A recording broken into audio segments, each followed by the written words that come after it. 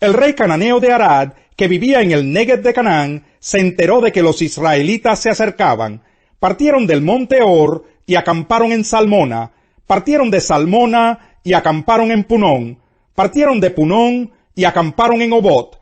Partieron de Obot y acamparon en Iyea-Barín, en la frontera con Moab.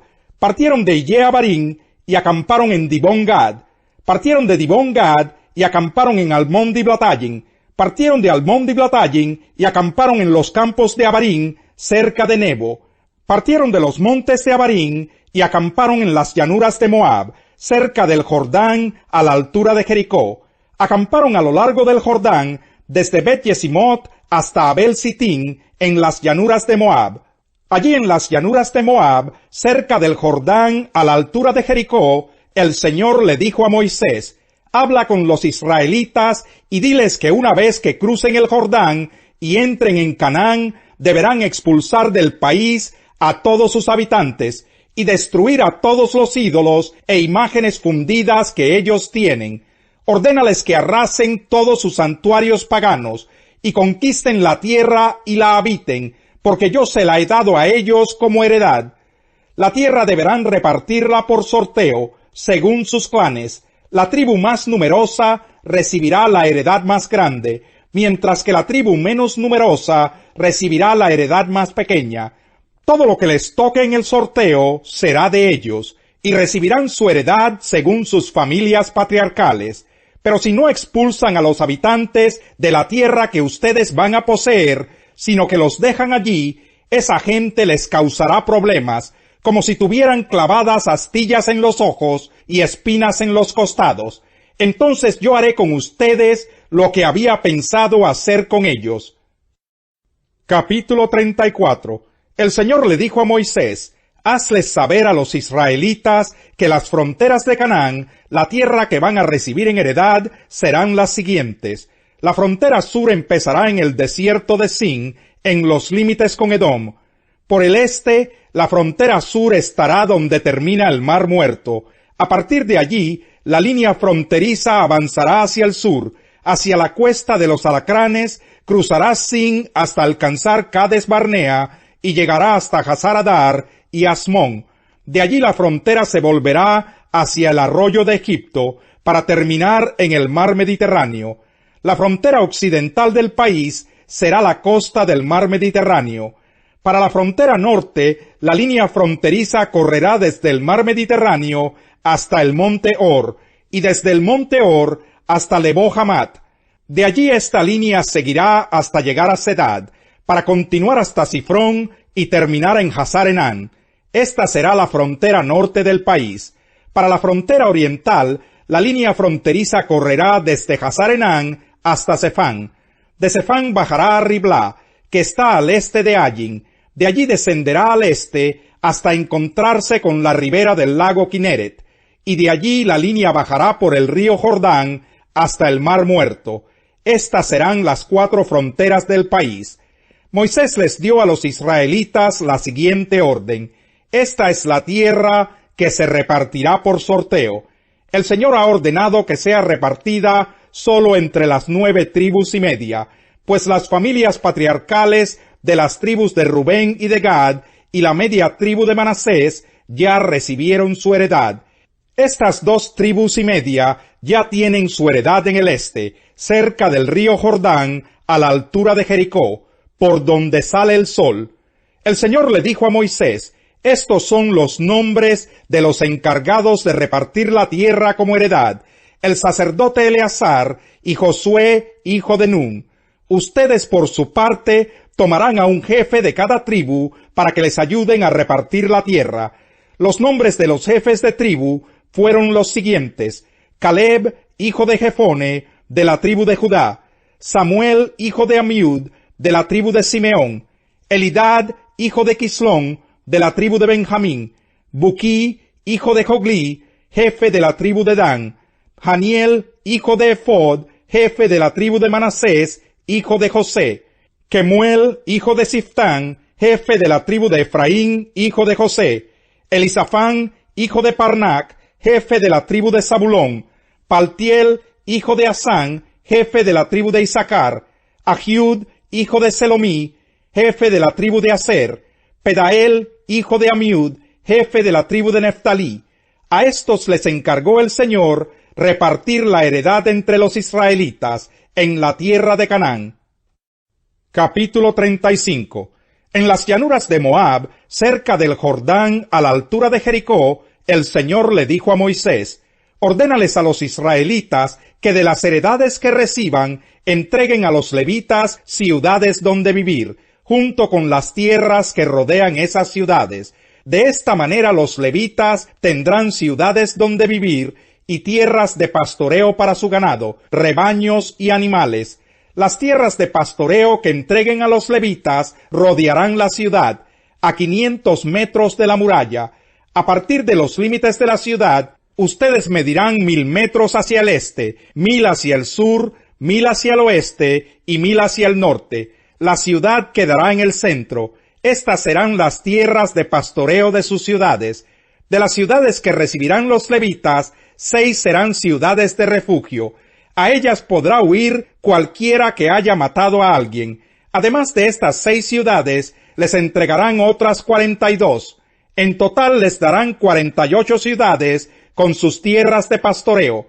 El número de ciudades que los israelitas entreguen a los levitas de la tierra que van a heredar deberá ser proporcional a la heredad que le corresponda a cada tribu. Es decir, de una tribu numerosa se tomará un número mayor de ciudades, mientras que de una tribu pequeña se tomará un número menor de ciudades. El Señor le ordenó a Moisés que les dijera a los israelitas: cuando crucen el Jordán y entren a Canaán, escojan ciudades de refugio a donde pueda huir quien inadvertidamente mate a alguien. Esa persona podrá huir a esas ciudades para protegerse del vengador. Así se evitará que se mate al homicida antes de ser juzgado por la comunidad. 6 serán las ciudades que ustedes reservarán como ciudades de refugio. 3 de ellas estarán en el lado este del Jordán y las otras 3 en Canaán. Estas 6 ciudades les servirán de refugio a los israelitas y a los extranjeros, sean estos inmigrantes o residentes. Cualquiera que inadvertidamente dé muerte a alguien podrá refugiarse en estas ciudades. Si alguien golpea a una persona con un objeto de hierro y esa persona muere, el agresor es un asesino y será condenado a muerte. Si alguien golpea a una persona con una piedra y esa persona muere, el agresor es un asesino y será condenado a muerte. Si alguien golpea a una persona con un pedazo de madera y esa persona muere, el agresor es un asesino y será condenado a muerte. Corresponderá al vengador matar al asesino. Cuando lo encuentre, lo matará. Si alguien mata a una persona por haberla empujado con malas intenciones, o por haberle lanzado algo intencionalmente, o por haberle dado un puñetazo por enemistad, el agresor es un asesino y será condenado a muerte. Cuando el vengador lo encuentre, lo matará. Pero podría ocurrir que alguien sin querer empuje a una persona, o que sin mala intención le lance algún objeto, o que sin darse cuenta le deje caer una piedra y que esa persona muera. Como en este caso ellos no eran enemigos, ni hubo intención de hacer daño, será la comunidad la que, de acuerdo con estas leyes, deberá arbitrar entre el acusado y el vengador. La comunidad deberá proteger del vengador al acusado, dejando que el acusado regrese a la ciudad de refugio a donde huyó, y que se quede allí hasta la muerte del sumo sacerdote, que fue ungido con el aceite sagrado. Pero si el acusado sale de los límites de la ciudad de refugio a donde huyó, el vengador podrá matarlo y no será culpable de homicidio si lo encuentra fuera de la ciudad. Así que el acusado debe permanecer en su ciudad de refugio hasta la muerte del sumo sacerdote. Después de eso podrá volver a su heredad. Esta ley regirá siempre sobre todos tus descendientes, donde quiera que vivan. Solo por el testimonio de varios testigos se le podrá dar muerte a una persona acusada de homicidio. Nadie podrá ser condenado a muerte por el testimonio de un solo testigo. No aceptarás rescate por la vida de un asesino condenado a muerte. tendrá que morir. Tampoco aceptarás rescate para permitir que el refugiado regrese a vivir a su tierra antes de la muerte del sumo sacerdote.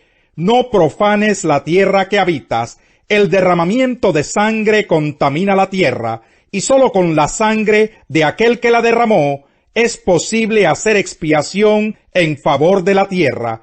No profanes la tierra donde vives, y donde yo también vivo, porque yo el Señor habito entre los israelitas. En otra ocasión, cuando Jesús estaba en un pueblo, se presentó un hombre cubierto de lepra. Al ver a Jesús, cayó rostro en tierra y le suplicó: Señor, si quieres puedes limpiarme. Jesús extendió la mano y tocó al hombre. Sí quiero, le dijo, queda limpio. Y al instante se le quitó la lepra. No se lo digas a nadie, le ordenó Jesús. Solo ve, preséntate al sacerdote y lleva por tu purificación lo que ordenó Moisés, para que sirva de testimonio. Sin embargo, la fama de Jesús se extendía cada vez más, de modo que acudían a él multitudes para oírlo y para que los sanara de sus enfermedades. Él, por su parte, solía retirarse a lugares solitarios para orar. Un día, mientras enseñaba, estaban sentados allí algunos fariseos y maestros de la ley, que habían venido de todas las aldeas de Galilea y Judea, y también de Jerusalén, y el poder del Señor estaba con él para sanar a los enfermos. Entonces llegaron unos hombres que llevaban en una camilla a un paralítico. Procuraron entrar para ponerlo delante de Jesús, pero no pudieron a causa de la multitud. Así que subieron a la azotea y, separando las tejas, lo bajaron en la camilla hasta ponerlo en medio de la gente frente a Jesús. Al ver la fe de ellos, Jesús dijo: Amigo, tus pecados quedan perdonados. Los fariseos y los maestros de la ley comenzaron a pensar: ¿quién es este que dice blasfemias? ¿Quién puede perdonar pecados sino solo Dios? Pero Jesús supo lo que estaban pensando y les dijo: ¿por qué razonan así? ¿Qué es más fácil decir: tus pecados quedan perdonados? O levántate y anda. Pues para que sepan que el Hijo del Hombre tiene autoridad en la tierra para perdonar pecados, se dirigió entonces al paralítico: a ti te digo, levántate, toma tu camilla y vete a tu casa. Al instante se levantó a la vista de todos, tomó la camilla en que había estado acostado, y se fue a su casa alabando a Dios. Todos quedaron asombrados, y ellos también alababan a Dios. Estaban llenos de temor y decían: hoy hemos visto maravillas. Después de esto salió Jesús y se fijó en un recaudador de impuestos llamado Leví, sentado a la mesa donde cobraba. Sígueme, le dijo Jesús. Y Leví se levantó, lo dejó todo y lo siguió. Salmo 65. A ti, oh Dios de Sión, te pertenece la alabanza.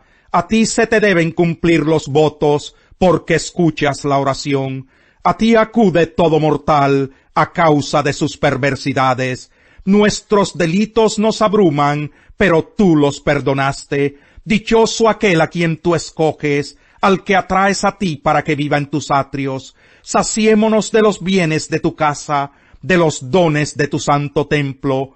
Tú, oh Dios y Salvador nuestro, nos respondes con imponentes obras de justicia.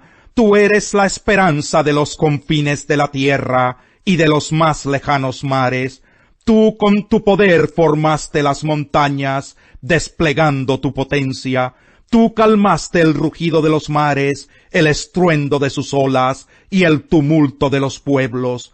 Los que viven en remotos lugares se asombran ante tus prodigios. Del oriente al occidente, tú inspiras canciones de alegría.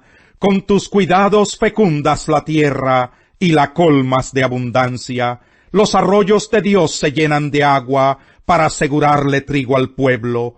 Así preparas el campo, empapas los surcos, nivelas sus terrones, reblandeces la tierra con las lluvias y bendices sus renuevos. Tú coronas el año con tus bondades y tus carretas se desbordan de abundancia. Rebosan los prados del desierto, las colinas se visten de alegría, pobladas de rebaños las praderas, y cubiertos los valles de trigales, cantan y lanzan voces de alegría. Los deseos de los justos terminan bien, la esperanza de los malvados termina mal,